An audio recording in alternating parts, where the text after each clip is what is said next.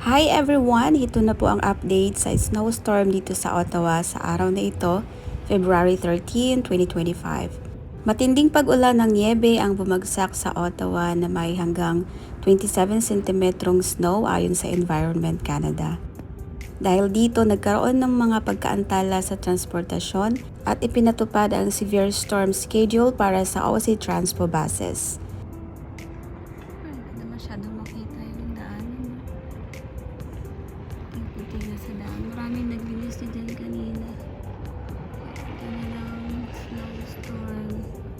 Medyo minto na nga yung pag-snow.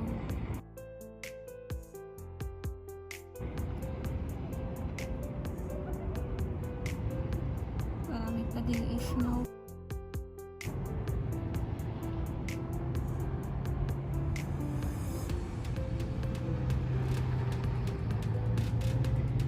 Ingat-ingat po sa mga nagda-drive, mga lalabas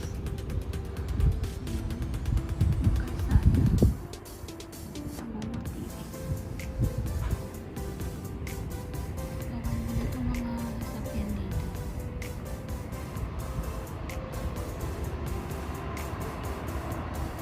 Keep warm and safe everyone. Maraming salamat sa inyong panunood.